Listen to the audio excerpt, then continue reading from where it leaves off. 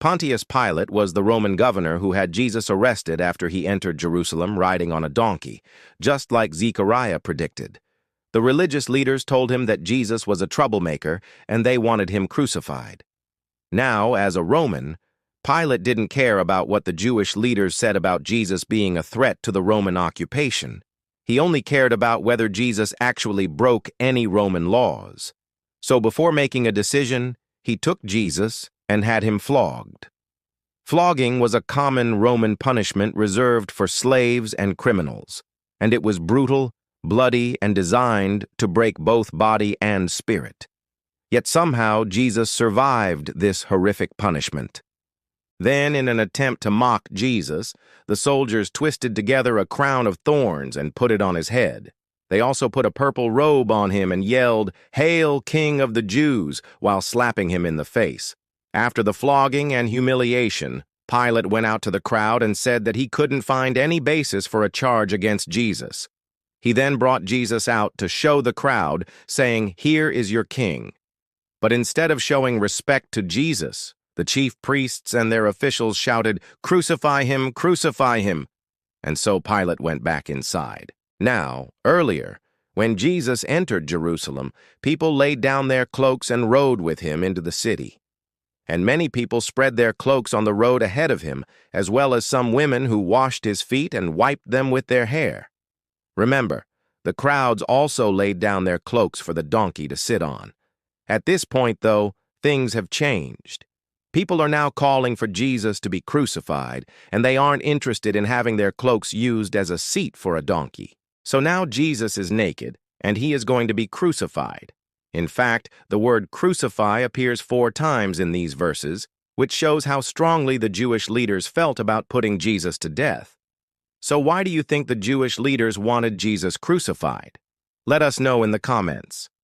In the previous video, we talked about how Jesus was arrested in the garden just moments before his trial began.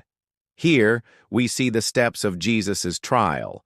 And in the next video, we will talk about the crucifixion itself.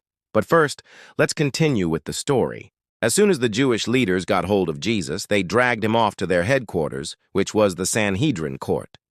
This building doesn't exist today, but it was probably built by Herod the Great, the same guy who tried to kill all the baby boys in Bethlehem. Verse 55 says, "Early in the morning, the chief priests called a meeting of the Sanhedrin. They came to an agreement that it was illegal for them to put anyone to death, so they wanted to charge Jesus with blasphemy and have him sentenced to death. That way, they could wash their hands of the whole matter and tell the Romans, 'Hey, look, we don't want this guy dead. It's really up to you guys.' So that is exactly what they did. They charged Jesus with blasphemy because he claimed to be the Son of God, which was a direct challenge to the authority of God himself. Now, remember that these religious leaders had already received testimony from 2 witnesses that Jesus claimed to be the Son of God. But they needed a 3rd witness, and that's why they sent the young man running to get Peter. But when the young man drew near, he became so frightened that he fell in with the crowd, and after he fell, the crowd started asking him questions, and eventually Peter denied knowing Jesus 3 times. Remember, Jesus had warned Peter that before the rooster crows twice, you will deny me 3 times. So Peter was sad, ashamed, and angry at himself. But in spite of not having a 3rd witness, the chief priest still considered Jesus guilty of blasphemy. For example, when Jesus said, "Before Abraham was, I am," they considered that a claim that he was equal to God. Verse 63 says, "The high priest stood up before him and asked, 'Do you have any further charges to bring? If not, take him away and crucify him.'" Now, this shows that the religious leaders didn't really care about justice. They just wanted Jesus out of the picture. They didn't want someone who claimed to be the Son of God walking around.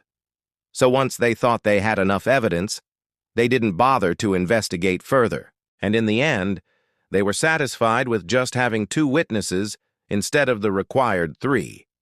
But what about Pilate? He's the one who had the final say on whether Jesus lived or died. So what was he thinking during this entire time? John's Gospel tells us that Pilate was afraid of losing his job. His father, as well as his entire family, had been appointed to office by the emperor. and if he lost his job, his family could be in danger. So he tried to stay on good terms with both Jesus and the Jewish leaders, but he ended up angering both sides. Let's go back to verse 18. We see that Pilate brought Jesus out again and announced to the crowd that he found no basis for a charge against him. And that's when the Jewish leaders started shouting, "Crucify him." But notice that Pilate did not agree. He said, "You take him and crucify him. As for me, I find no basis for a charge against him." So Pilate passed the responsibility of killing Jesus on to the Jewish leaders. He said, "Hey, you guys wanted this guy dead. You take him and crucify him." But the Jewish leaders refused to touch Jesus. They didn't want to get their hands dirty. So they replied, "We have a law, and according to that law he must die, because he claimed to be the Son of God." And this was a brilliant move on Jesus' part. You see, the Jewish leaders couldn't touch Jesus because they weren't allowed to shed innocent blood. So by claiming to be the Son of God, Jesus made himself the judge of his own case. And whatever he decided, they could not go against his verdict. And remember, Pontius Pilate was also a Jew. He was raised according to Jewish customs, and he knew the law very well. But as a Roman officer, he could not believe in Jesus as the Son of God, because that would mean that he believed in God. And the Roman Empire rejected any other gods except Caesar. So for Pilate, this was a hopeless situation. How could he make everyone happy?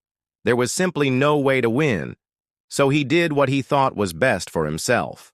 In fact, John's Gospel tells us that when Pilate heard this, he was even more afraid.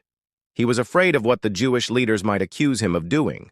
So he went back inside the palace to avoid any further conflict. But this is where the conversation gets interesting. Verse 26. "Where do you come from?" he asked Jesus. But Jesus gave him no answer. "Don't you realize I have power either to free you or to crucify you?" "You would have no power over me," Jesus answered, "if it were not given to you from above. Therefore, the one who handed me over to you is guilty of a greater sin." Now, many people try to argue that Jesus should have made it clear that he was innocent, but we need to remember that Jesus was perfect in every way.